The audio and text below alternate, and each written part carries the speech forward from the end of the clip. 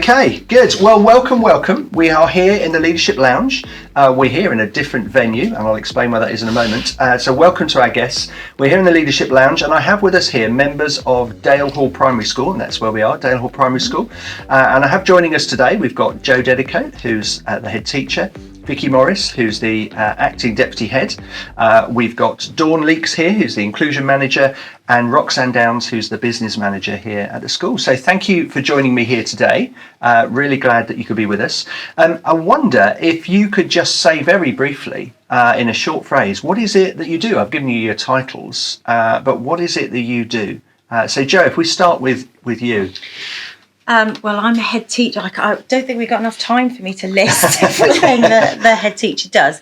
But my prime role is to ensure excellent outcomes for everybody in the school, and that our current vision and purpose, which we'll explore later, is to be the very best version of yourself at all times. So that's staff, pupils, community, everybody that we work with. Great, thank you. So your role is bringing that together for everybody. Great. Vicky, what about yourself? Acting deputy head. So like Jo said, I'm sure you probably can't sum it up in a sentence, but what is it? Yeah, mostly I'm here to work alongside Jo, to deputise for times that she's not here and be that first point of call for staff, really. But my main focus as I do my day-to-day job is to be here to enable the staff around me to be, as Jo said, the best that they can be, and go ahead and do what they need to do each day. Yeah, great, thank you.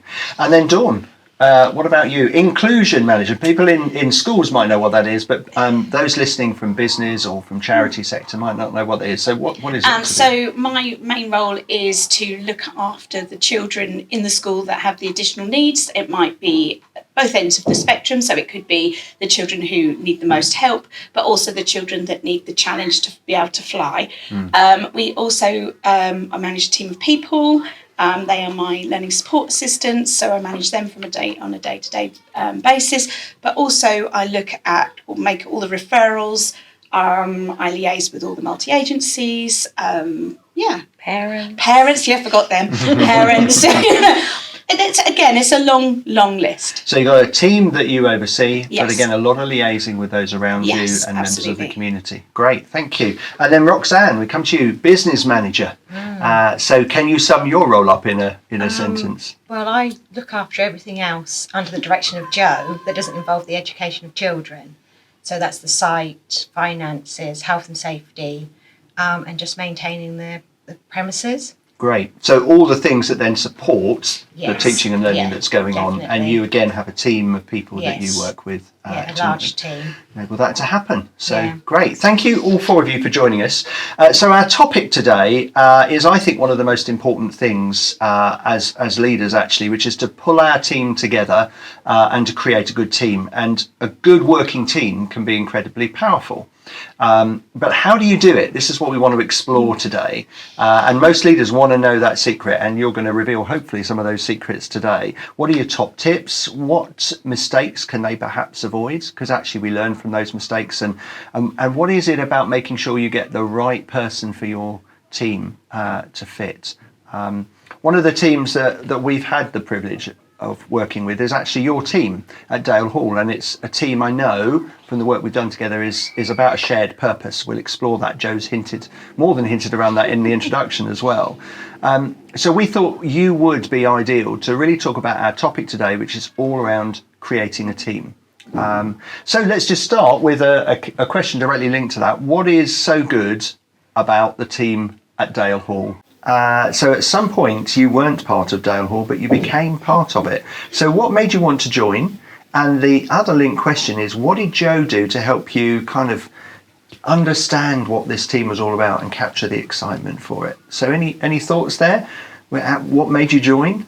And how did Jo help you? I didn't actually join it. I think it's part of my role to be part of SLT. But I think for me, what keeps me going and makes me enjoy it is Jo's enthusiasm, humour, sometimes sarcasm, the pressures of being at the top. Yeah. But yeah, it's a great team to be part of now. It So really is. there's a sense of the leader's enthusiasm, Yeah. humour.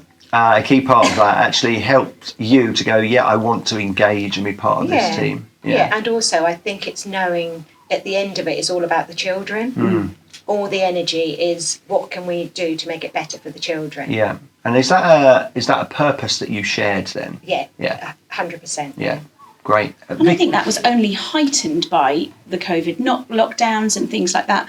I think, you know, it was always a purpose, but actually being in that situation, I think strengthened the team and strengthened that everybody being together and, you know, everybody mucking in, that kind of, you know, joint spirit. So under pressure, the core purpose really enabled you to pull together. And people amazed you, you know, at that time. I kept thinking, wow, I didn't know that about that person. I did not expect them to do that. And I was like, a newfound respect for certain people too. Yeah. You know. And I think in those moments, the leadership thinker Patrick Lencioni says that there's no silo thinking in a crisis.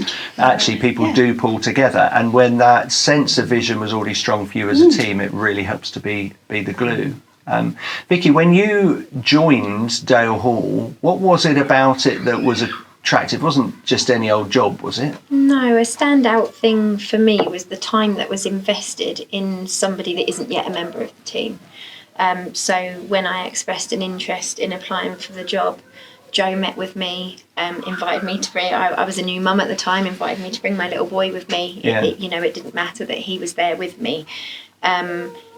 It's very much you matter as a person, your family matters, this is your job. And that's a shared understanding amongst the staff, and that was really important for me at that point in my life.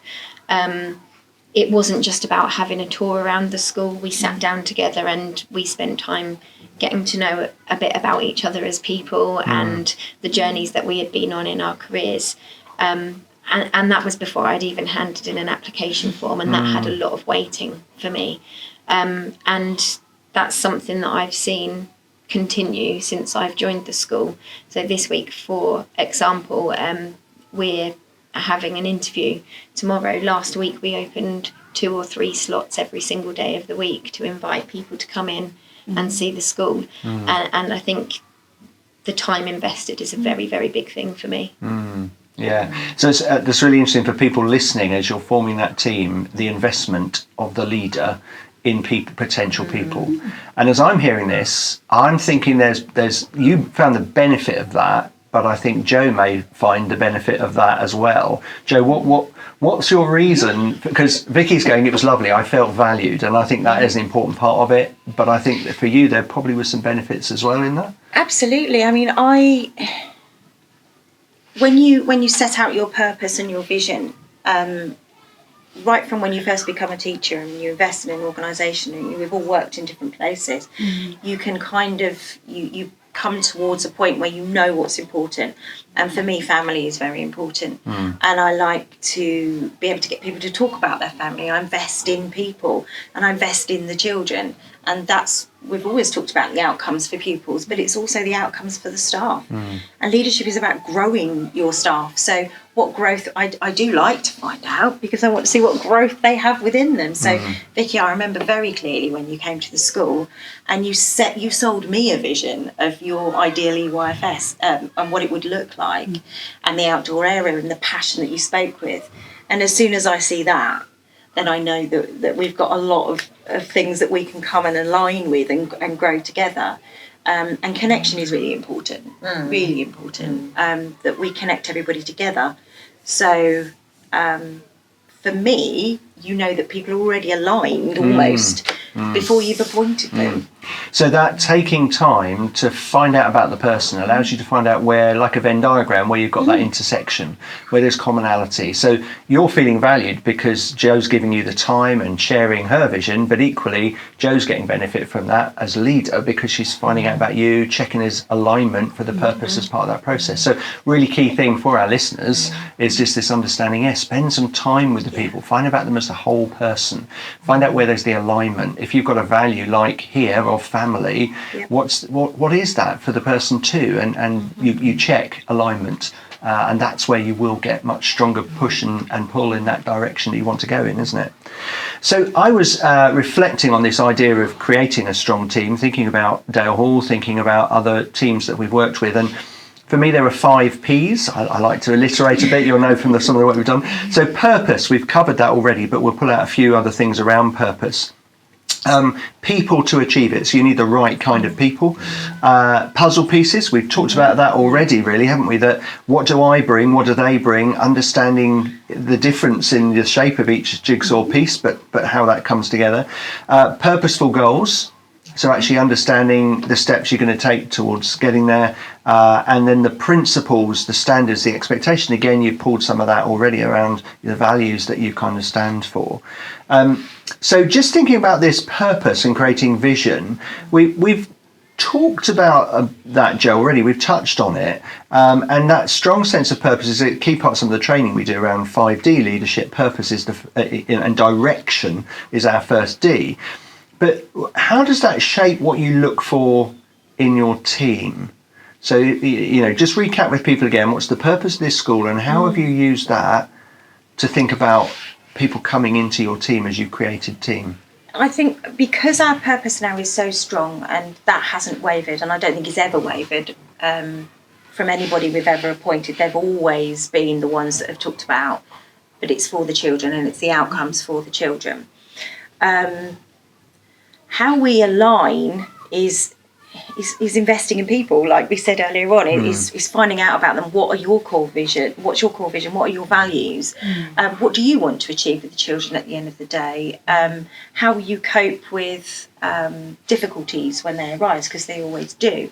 But as long as every conversation you have is, then how will that improve the outcomes for the children, and how will that support the vision of the school? It feels very simple. And I'm not oversimplifying it. I'm not at all. It's a very complicated process. But if you bring every conversation back to that, it isn't difficult. So I, for example, had a conversation this morning with a member of staff who was questioning TA hours, teaching assistant hours. And there wasn't that she felt she could approach me, which was lovely. We had a really good chat about it.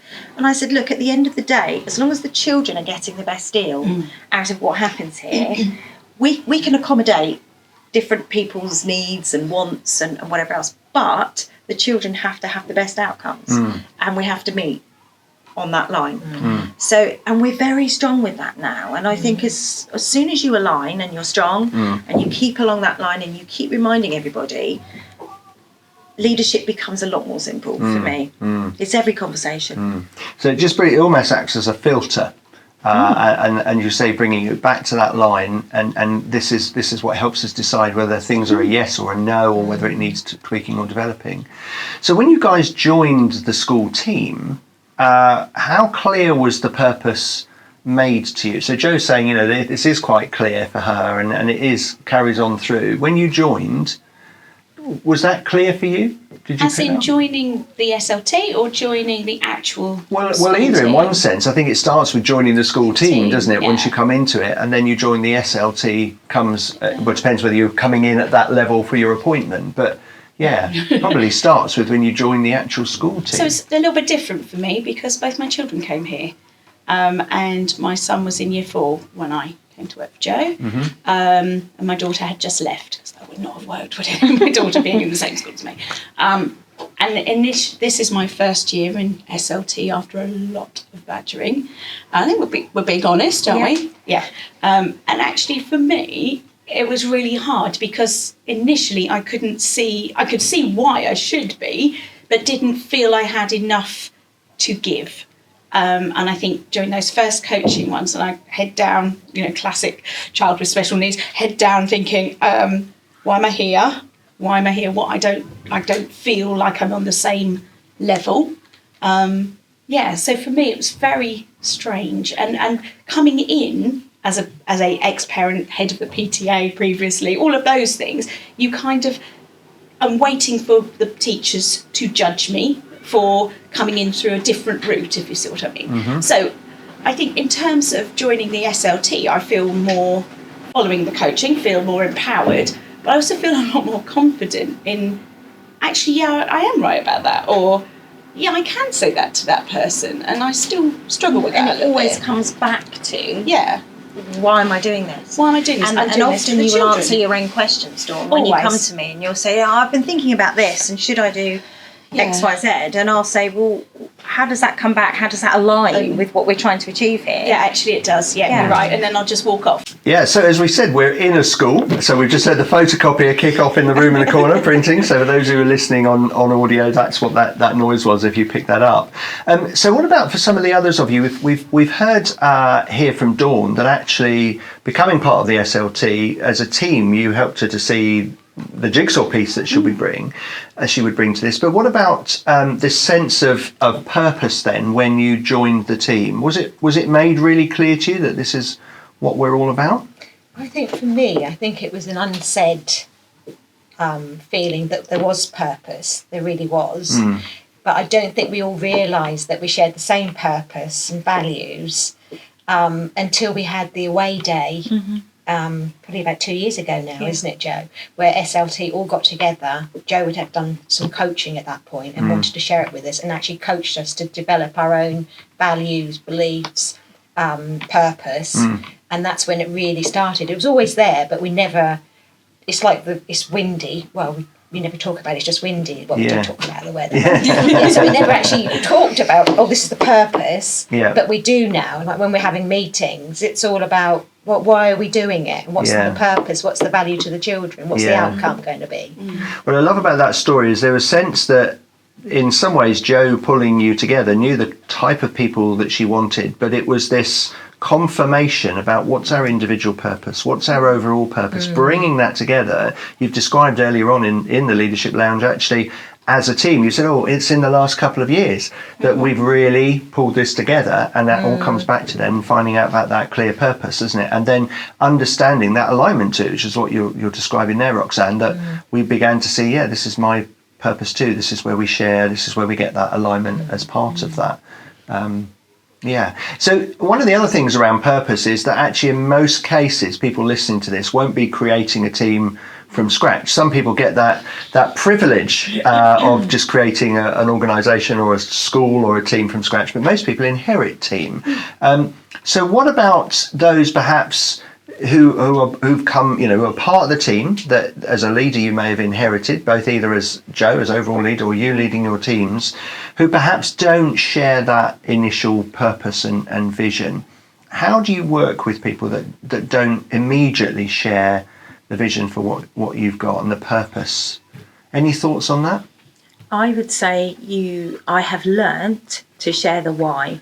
If people understand the why, and the why is the vision, is this is where we want to end up, this is where we're going, this is the journey we're on, this is why we're doing it, and you help them to question more.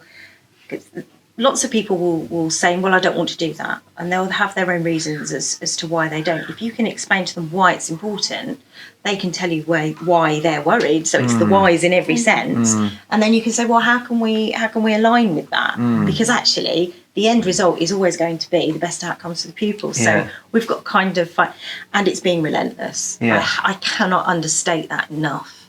That every conversation is relentlessly focused on the same thing, and that is what has aligned us as an SLT. So they could go to 6-7 different people on the SLT and they'll get the same answer. Because relentlessly we're chasing that, and then you get that wonderful moment where you hear a teacher saying to a child, but what would the outcome of that be? Is that in the best interest of the class? And you kind of go, yes. It's filtering down, it's going through. And the children are now saying, we're doing this because that is going to be the best outcome for us. And if I move where I'm sitting, even though I really like my friend and they're great fun and we can mess about a bit together, that the outcome isn't going to be as good. If I make that decision to move, I will have a better outcome. So what you're talking about here is making that vision really clear. It's drip, drip, drip. So I talk about fill the bath with the dripping tap. It's constantly relentless sharing that. But I loved what you were saying there about asking them how they can contribute to that. So you're trying to find a place where they can find some alignment to contribute to that vision. Even if it's only a smaller percentage, what can you bring to this? It's that ownership, isn't it? I think people feel much more comfortable if they know the direction of travel, but also they can recognise within themselves what they can bring to that and how we can all reach that. And they may choose to completely ignore that and go off in their own direction, and then it's again that relentless kind of, you don't just leave it.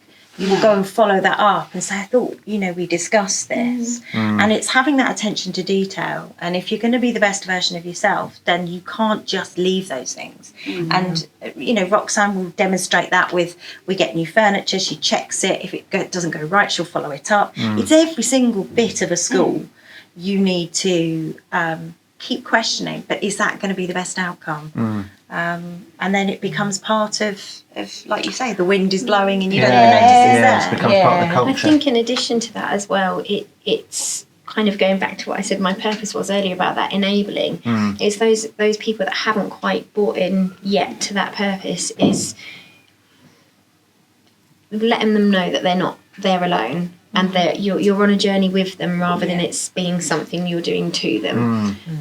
And if you're not the best person to support them, there are plenty of people that are. There are lots of different experts in different fields within the school, and it's signposting them to the right person to give them a bit of support along the way. It's that puzzle piece again, isn't it? If I'm not the right fit for you, there might be somebody else. Yeah, and that's been really, really powerful, and not just within SLT now, within the sort of wider team, there are lots of people that are real advocates for our purpose, and actually when they've seen somebody that's not quite on board, instead of waiting for somebody on SLT to do something about that, they're stepping in early and offering that layer of support there, and that's been really, really powerful. Yeah, I brilliant. think also going back to what was said a couple of minutes ago about people before, if they didn't like the message, they would go and ask Jo, and then they'd go and ask Vicky, and then they might ask Roxanne. And now I feel like we are so aligned that you are going to get the same answer. Yeah. And I think sometimes that does help, because they're all singing that. Yeah, it's the archetypal, like children do, try and play their parents off against each other. Absolutely. And where you've got then that real shared vision and shared commitment, actually whoever they ask, they get the same answer. And what you were describing as well, Vicky, is actually now, even if they ask members within the wider team, Absolutely. they're getting that same answer as part of that approach. So one of the key things when creating a team is about pulling the right people in as well when you get those opportunities, people that can achieve the purpose, the second P.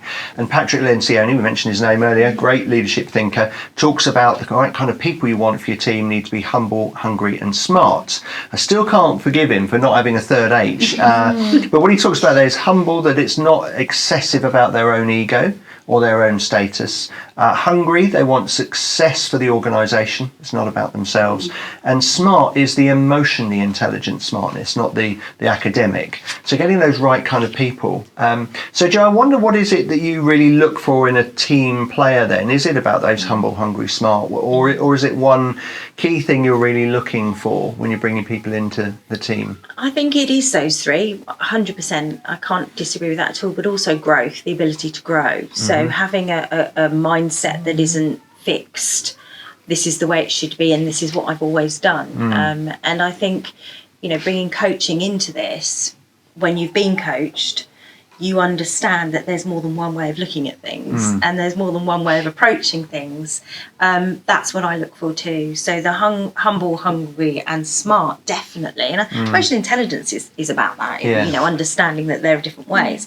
But I look for adaptability and people to pick up on things. So we've been showing these candidates around. We had 20 applications for one post.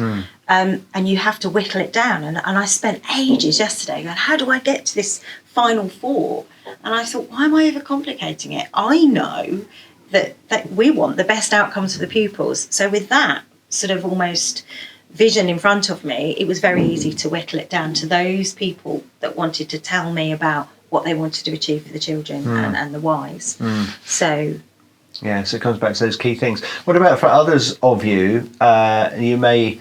the team is brought in by Jo and you'll be involved in part of that. When you're working with your team, how do you ensure that they are perhaps constantly working within this humble, hungry, smart, how they have that adaptability that Jo was talking about and picking up on things? Is there a way that you work on that within your teams to make sure that's happening? I think you set a good example. You demonstrate it every day to your team. Yeah. And if you see anything, you explain, what might be wrong with that, why they're thinking like that, and the reasons, what's the purpose of the school, just a constant reminder. But I mean, I'm very lucky in my team that I'd say they're all very committed to the purpose of the school. Yeah. So you've got a team that's been brought in that shares that stuff we've talked about, but you've talked about that really important thing of modelling it. So one of the reasons your team stays that way, because I think we create teams, we form teams, but we're constantly having to evolve and recreate because life doesn't stand still, so neither does our team. But what you're talking about there is modelling it. But you've also talked about picking up on things. So I talk in training about spot, speaking and synergizing. So when you spot something, you speak into it and you synergize it back with the core principles that you've taught them right at the beginning. So you've been saying to them, look, I've spotted this is what we should be doing, and it goes back to our core values, core principles. So that again is a key thing about how you help people either become humble, hungry, smart, adaptable, if we add in Joe's one as well. Growth. And growth. People that have that ability to grow, that aren't kind of, well, this is who I am and I'm great and I don't really need it, and I'm humble, I'm hungry, I'm smart, I'm all of these things. Actually, you can't be all of those things without wanting to grow and be adaptable and change. And that spot, speaking, synergising that you're talking about there, Roxanne, enables people to grow, doesn't it? So that's a key part of our leadership in helping to create the team and for it to evolve through the different, meanders that in this case, school life. One of the things we've learned, and one of the things Roxanne's office is next to mine, so I hear her do it often now, is it used to be Roxanne would come to me and say, there's a problem, and we'd identify the problem and say, okay, what are we going to, and I'd feel I'd have to solve it. Then it went from Roxanne would come to me and say, there's a problem, I know how I'm going to solve it, I'm going to go and tell our caretaker what needs to happen. Okay. And then when we've had some coaching conversations and things like that, I've said to Roxanne, well, how can you now move that on to the person? So I'll hear it's brilliant. And they'll come and say, there's, the toilet's blocked and blah, blah, blah. Okay, what caused that? What are you going to do about it? And you hear, okay, well, I'm going to email the staff. I'm going to tell them, brilliant, thank you, Graham. And obviously he'll go and then Roxanne will go, brilliant. That's, so it is always taking it to that, what can you do about it to bring it back? And all of us now are quite well practiced, I think, at saying, thank you, how will you solve that? So what you're talking about there is evolving your team, because it isn't this one-off creation, it's a constant creation of it. And you're talking there, Joe, about moving people through from becoming dependent leaders to the ultimate leader, to becoming independent and then ultimately interdependent, where they know the core principles that drive it and they can make those decisions for themselves. So that's brilliant. Our next one is puzzle pieces, and I did like this as I thought this through, just in sense of a puzzle, however much you may or may not be into puzzles, each piece is different shape, fits in a different position, but contributes to the overall picture. And without each puzzle piece contributing, we end up with a picture that's have you ever got that archetypal box where there's the piece missing? It's very frustrating, isn't it? How do you as teams ensure people fit together? Because I sometimes describe human beings as like prickly hedgehogs. Sometimes we come together and our prickles don't nicely align, they end up prickling each other, don't we? So how do you work as a team to make sure that you fit together rather than butt up against each other and prickle each other? I think one of the things for me is acknowledging when things do go well. And when we have got things right, or when people have worked well together. Because a while ago you mentioned motivation, and I think that acknowledgement does give a lot of motivation to members of the team. And it doesn't necessarily have to be a big public acknowledgement. Sometimes it can be a very private, quiet, that was really good, well done, or thank you. But for me, that's really helped kind of promote the areas where things are working, and then you see more of that. So kind of praise what you want to see. Yeah. It works for adults and children, doesn't it? Without overdoing it, though. Yeah, it's got to be appropriate, hasn't it? And it's got to be real, and it's got to be relevant. Yeah, and if you overdo it, then people go, this doesn't feel authentic. So it's got that authenticity in it. It's really key. And we wouldn't do it to children, wouldn't we? We wouldn't praise them to the point where it becomes excruciating. You know the children, you know the people you work with. Or it holds no value if we're inauthentic. So it's about authentic praise on the things you want to see helps deliver that. Anything else that you guys do to get your team clicking together in the right places rather than conflicting? I think it's investing time as well, and especially if you've seen something, you're saying about, you spot it and you think, right, okay, we need to deal with this, but actually, going back to how are they going to deal with it? And I think it's a mind shift challenge. So in terms of thinking about am I firefighting this? And that's how I used to feel when I first came here. I felt like every day was a complete barrage. And actually being able to give people some independence, being able for them to come up with a solution, and then they start doing it, and then they might check back, and then they come to you and they say, I've done this was going to happen, but I've done this and this, and I'm like, brilliant, yeah, off you go then, wonderful. So investing in time with people, bringing it back again, what I'm picking up, you have to bring it back to what's our purpose here, but asking what are you going to contribute? And again, what that does is it brings us back to the thing earlier about driving their independence as a leader to contribute as part of that process as well. And trusting people, doesn't it, as well? By doing that, you're giving them, I trust you, you are employed here for the outcomes of the children, blah, blah, blah. I trust you to be with that child or those children. So I want you to be part of the solution, not for me to say, right, I'm dictating that this is what was going to happen. Yeah. I also think creating a safe place to make mistakes, where you can say, I got that wrong. What can I do about it? If you work on that, and that's one of the hardest things, I think, for a team, to say, I got it wrong, or I didn't think that through properly, or I attempted that, we all then swoop in and say, well, we can sort of align and move around, and recognising it. So if you have been abrupt with somebody and whatever else, and being relentless, is that sort of is that bringing us, we value kindness and we value this and we value that. How are you demonstrating that, and how can we help you if you need support? And I think that is something that we're constantly working on, isn't it? And I think linked to that as well as something that, particularly over the last sort of 12 to 18 months, that we've been working on, not just as an SLT, but supporting other members of staff, is not shying away from difficult conversations. And if there are two people that have kind of disagreed on something, or maybe aren't quite getting on the way that we know they can, is to either sort of mediate a difficult conversation between the two of them, or if it's one person that's come to us and said, oh, this has happened, actually encouraging them to go away and have that conversation themselves as well. And that's been really effective. Yeah, and it's really interesting. One of the 5 dysfunctions of a team is when there is around this conflict and lack of conflict. We tend to think conflict's bad for a team, but actually conflict is really important. How you work through face to face the difficulties, and that's what you're describing there. Let's bring this to the table. Let's wrestle with this. And so actually, the ability to have good conflict as a team is really important. And so we've said, actually, creating a team, even though that's our title, it's a constant, isn't it? Because if you're not constantly evolving and checking how things going, actually, this is conflict, let's bring it to the table. If we don't deal with it, it ends up in the back channel politics, doesn't it? And people talking to people that actually can't do anything about it, and it then breaks down trust within the team as well. I think that's one of the biggest things I took away from coaching, is that you could have a good team, but you can't just sit on your laurels. You have to keep going back, and as you've said yourself, Colin, if you've got flowers, you need to water them. So that's one of the biggest things I've learned, that I've said already that I've got a very good team, but I don't just sit back and leave it. I make sure I nurture it still. And I think that's a really valuable point, isn't it? When we nurture the team, that's when we end up with a good team.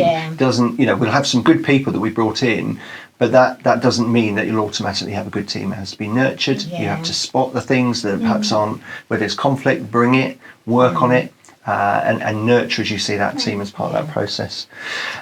So as we come and head towards the end of our kind of session here, we've got two areas just to look at, which is just the purposeful goals and then some key principles. And then I'm going to ask you for your top tips for us to end on. So one question just around this purposeful goals, and that's just around people, this sense of delegation, sense of knowing their roles and how they complement each other. So how have you ensured that you've done that, either within your own small teams, or how have you ensured you've done that as a school team? Any thoughts on that one?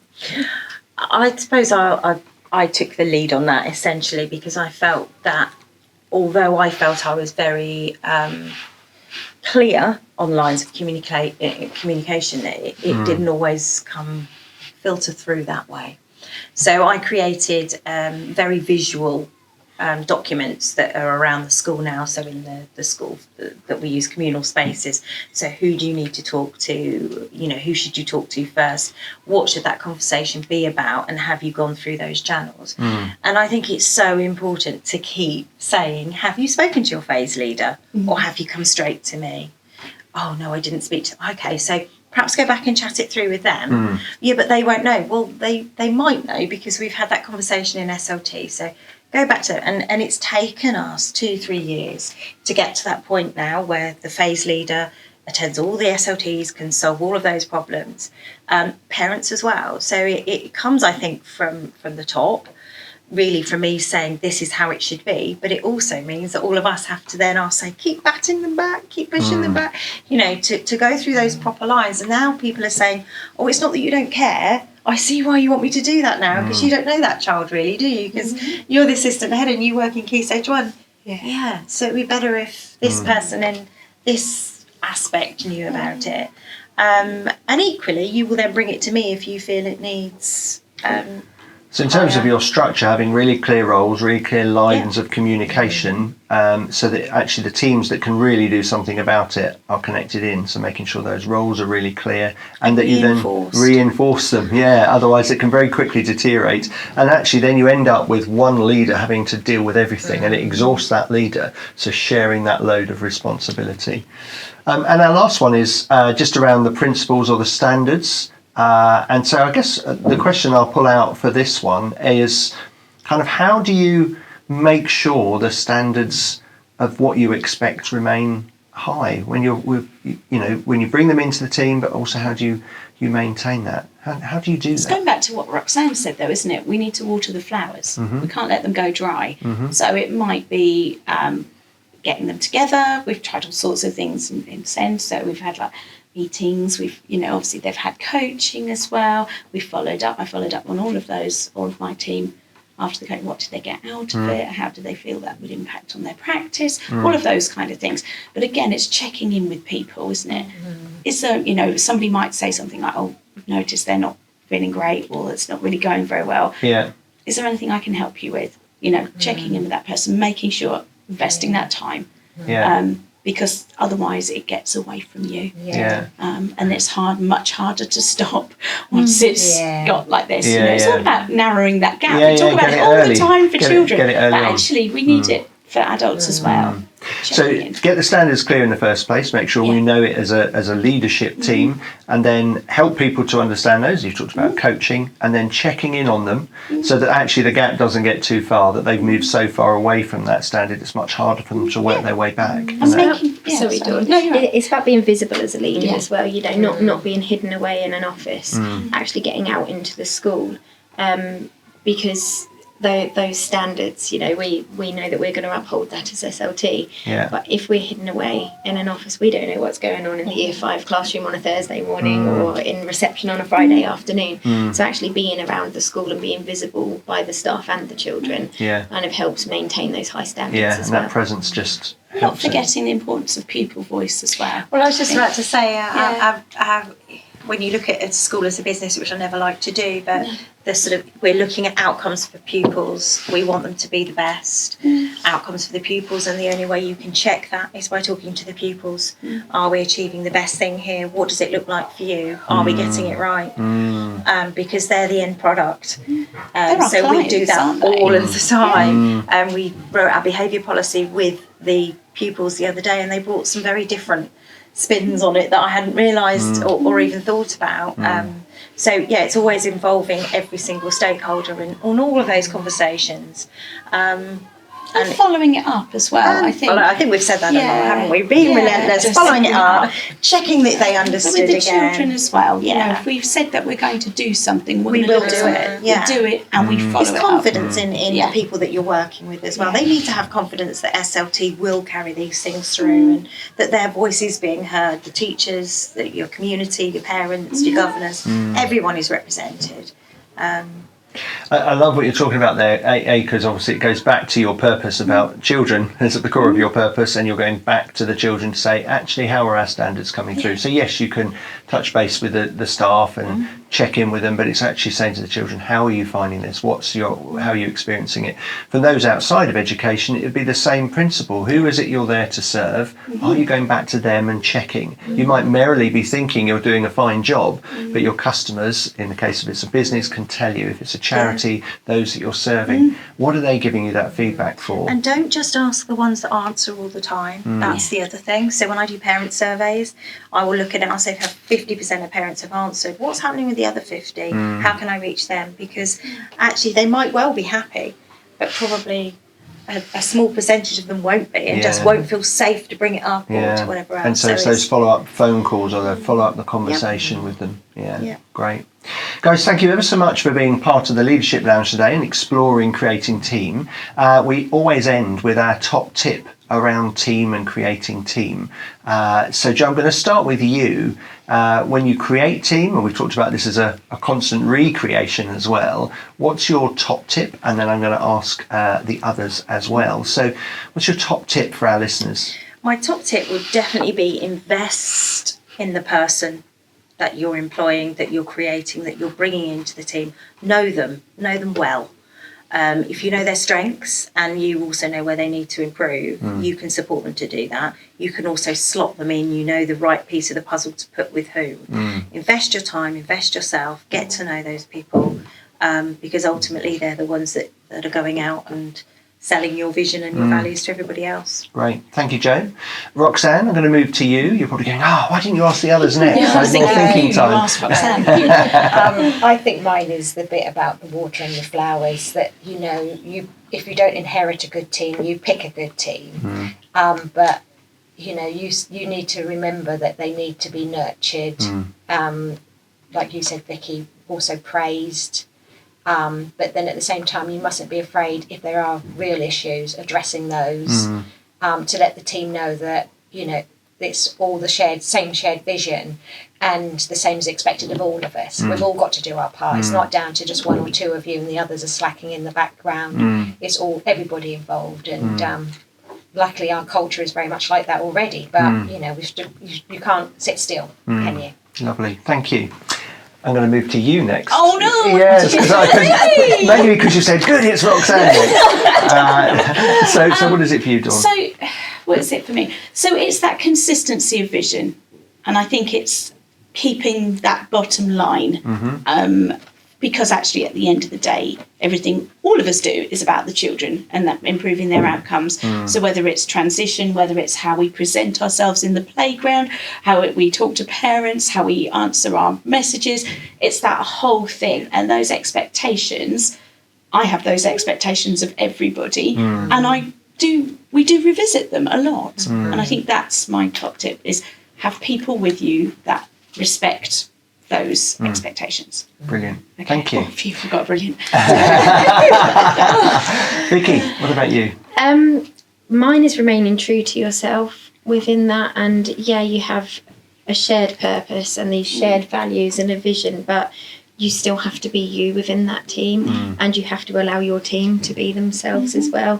So as long as everybody's values align, then whatever you do, where it could be having a difficult conversation with somebody, telling somebody that's quite uncomfortable, but if you bring that back to what's important to you and the reason why you're doing it, actually, as long as you're doing it for the right reasons and you're doing it with kindness, what you've got to do is just part of the job. And that keeps everything open and honest. And for a team to work, whether it's a sort of long-standing existing team or a team that's got lots of new people coming into it, that openness and honesty, I think, will always be absolutely vital to the team's success. Lovely. Thank you. And well done, everybody, for your contribution today and just around this whole principle of creating team. So thank you for joining us, being part of the Leadership Lounge. Thank you, listeners, for joining us as well. And we look forward to seeing you next month for our next Leadership Lounge.